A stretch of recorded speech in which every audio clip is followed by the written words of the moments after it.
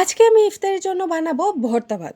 Basically আমাদের বাসায় প্রতিদিনই ভাজাপোড়া আর মুড়ি মাখা ছাড়া ইফতারি কমপ্লিটই হয় না। মানে কারো নাকি ইফতার ইফতার মনেই হয় না। তো আজকে আমি ভাবলাম চলো ভর্তা ভাত বানানো যাক। তো সেজন্যই সব কিছু রেডি করতেছিলাম। বেসিক্যালি আজকে আমি ২ দিনের ব্লগ তোমাদের সাথে একসাথে শেয়ার করতে যাচ্ছি। তো চলো ভিডিওটা ১ম থেকে শুরু করা যাক। হ্যালো, আসসালামু আলাইকুম। Welcome to my new vlog. Just আজকের ওয়েদারটা দেখো। মানে আজকের ওয়েদারটা এতটা সুন্দর ছিল, আমি বাহিরে বের হয়ে শুধু আকাশের দিকেই তাকিয়ে আছি। বেসিক্যালি আজকে আমি ব্লগটা শুরু করেছিলাম যে আজকে আমি ইফতারের জন্য অন্যরকম কিছু বানাবো। মানে প্রতিদিন তো আমাদের বাসায় ধরো মুড়ি মাখা, পেঁয়াজু, আলুর চপ, শরবত, খেজুর এগুলাই থাকে বেশিরভাগ সময় ইফতারে। তো আজকে ভাবলাম যে আজকে ইফতারের জন্য আমি বানাবো ভর্তা ভাত। আর আমার হাতে সময় একদমই কম ছিল, তো আমি এখানে হচ্ছে প্রথমেই চাউল ধুয়ে ভাতটা রাইস কুকারে বসিয়ে দিয়েছি। আর তোমরা অলরেডি দেখেছো যে আমি প্রেসার কুকারে আলু ডিম একসাথে সিদ্ধ দিয়ে দিয়েছি, শুকনো মরিচটাও আগে থেকে ভিজে রেখেছি। আর এখন আমি এখানে বেগুনগুলোকে সুন্দর করে কেটে লবণ হলুদ মাখিয়ে রেখেছি, এখন এগুলোকে সুন্দর মতো ভেজে নিব। তারপরে আমি আর কোনো ভিডিও ক্লিপই নিতে পারি নাই, কারণ এরপর যদি আমি ভিডিওটা কন্টিনিউ করতাম তাহলে আর ইফতারের আগে কোনো কিছুই গুছাতে পারতাম না। কারণ আমি রান্নাঘরে গিয়েছিলাম ৫টা বা ৫টা ১০-এর দিকে। তো একবার তো ভেবেছিলাম যে আজকে আর ভর্তা ভাত করবই না, কারণ দেখো হাতে সময় ছিল মাত্র ১ ঘন্টা। আর ভর্তা ভাত ২-৩টা ভর্তা বানাতে গেলে তো এমনিতেই একটু সময় লাগে, সেদ্ধ করা ভর্তা বানানো। তো সেই জন্য একবার আমি ভেবেছিলাম যে আজকে ভর্তাই বানাবো না, আরেকদিন বানাবো। তো তারপর আবার ভাবলাম যে না, আজকে ২৬শে মার্চ, হাসানেরও অফ ডে, ও বাসায় আছে। আর আমি সকাল থেকে ওকে বলেছি যে আজকে হচ্ছে ইফতারিতে আমি কোনো ভাজাপোড়া করব না, যার জন্য আমি ডালও ভিজাই নাই, কোনো কিছু রেডিও করি নাই। জাস্ট ছোলাটা যেহেতু আমি একেবারে অনেকগুলো সেদ্ধ করে ফ্রিজে রেখে দিই, শুধু ছোলাটা ছিল। তারপর ভাবলাম ওকে যা আছে কপালে তাড়াতাড়ি করে হচ্ছে ভর্তাটাই বানাই, সবাই একসাথে বসে খাবো।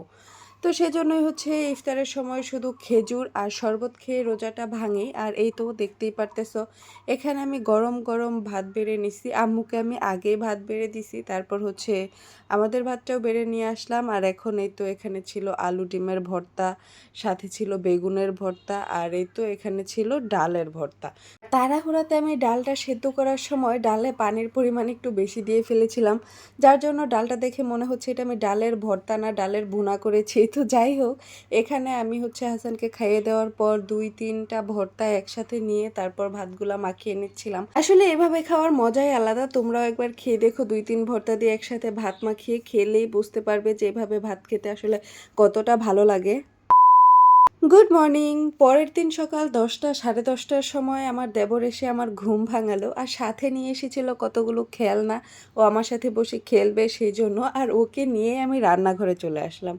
কারণ এখানে সেহরির সময় আমি অনেকগুলো ডাউল ভিজিয়ে রেখেছিলাম। এইসব কাজ না আমার প্রতিদিন করতে ইচ্ছে করে না।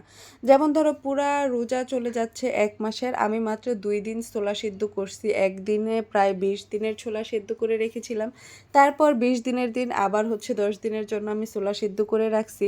আর ডাউলটা আমি ২-৩ দিন পর পর হচ্ছে ব্লেন্ড করে রাখি, তারপর আমার ২-৩ দিন অনায়াসে চলে যায়। তো এখানে হচ্ছে আমি লাস্ট বারের মতো এইবার রমজানে ডাউল ব্লেন্ড করতেছিলাম। মানে এবার রমজানই তো রোজা আছে আর ২টা ৩টা। তো সেক্ষেত্রে এখানে আমি ২ দিনের ব্লগ তোমাদের সাথে শেয়ার করতেছি। মানে ২৫ রোজার আর ২৬ রোজার এই ভিডিও ক্লিপগুলো ছিল ২৬ রোজার। তো এখানে হচ্ছে আমি বাকি ৩-৪ দিনের জন্য হচ্ছে ডাউল ব্লেন্ড করতেছিলাম। আর এই ভিডিও ক্লিপগুলো জানো তো আমার দেবর নিয়ে দিছে, আর বলতেছিল দেখেন ভাবি এখন আমি অনেক ভালো ক্যামেরা ধরি তাই না। পরে আমিও বললাম হ্যাঁ, তুমি এখন অনেক ভালো ক্যামেরাম্যান হয়ে গেছো। তো এখানে আমি হচ্ছে ২৬ রোজার দিনের যতটুকু লাগবে সেই পরিমাণে ডাউলটা বাহিরে রেখে তারপর বাকিটা আমি ফ্রিজে রেখে দিলাম। আর তারপরে তো রুমে চলে আসলাম, আবিদের সাথে একটু খেলাধুলা করলাম। আর তারপর আমরা একটা মুভি দেখতেছিলাম, তাকদির মুভি। এই মুভিটা নাকি ওরও দেখতে অনেক ভালো লাগতেছিল। এই মুভিটা এর আগেও আমি একবার দেখেছি, মুভিটা অনেক সুন্দর, আমার কাছে তো অনেক ভালো লেগেছে। এটা কি ডাবল লাইক? এটা হচ্ছে ডাবল লাইক। তো আমাদের আজকের ভিডিওটা এখানেই শেষ, দেখা হবে নেক্সট ভিডিওতে। আল্লাহ হাফেজ, টাটা। তো টাটা টাটা। ওয়েট! দাঁড়াও, দাঁড়াও। ভেবেছিলাম ভিডিওটা ওখানেই শেষ করে দিব। কিন্তু তারপর দেখলাম পাখি চলে আসছে। আর কেন আসছে সেটাও বলতেছি। আগের দিন মেইনলি ভর্তা খাওয়ার প্ল্যানটা ছিল পাখির। কিন্তু সে হঠাৎ করে আমাকে না বলে উধাও হয়ে গিয়েছিল বেড়াতে। যার জন্য আমি প্রচণ্ড রেগে গিয়েছিলাম না বলে যাওয়ার জন্য। তো তারপর সে পরের দিন আসছে ম্যানেজ করার জন্য। আর এসে বলতেছিল সে আবার ভর্তা খাবে। তো আমি তো বলে দিছি যে, "আগের দিন আমরা ভর্তা খাইছি। আজকে আর আমি কোনো ভর্তা বানাতে পারবো না। ভর্তা খাওয়ার ইচ্ছা থাকলে তুই বানিয়ে আমাকে খাওয়া। আমি আর কোনো ভর্তা বানাতে পারবো না।" প্রচণ্ড রেগে গিয়েছিলাম। তো তারপর সে বলতেছিল না সে ভর্তা খাবে আর ও পটলের ভর্তা খাইতে চাইছিল।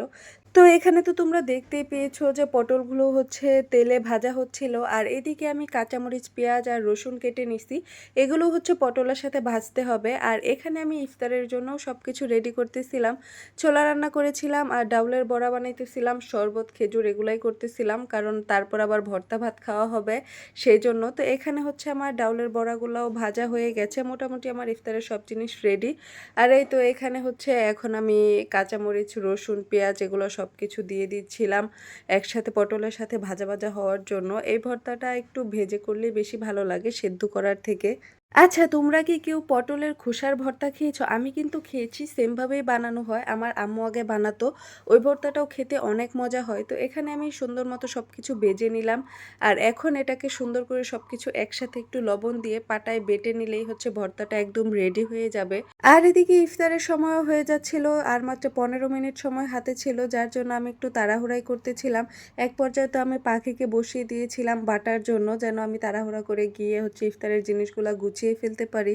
তো আজকের ভিডিওটা তোমাদের কেমন লাগলো অবশ্যই কমেন্ট করে জানাবা। যদি ভালো লাগে অবশ্যই ভিডিওতে একটা লাইক করে দিবা। আর পেজে ফলো না করলে অবশ্যই ফলো করে দিবা। আজকের ভিডিওটা এখানেই শেষ করছি। আল্লাহ হাফেজ।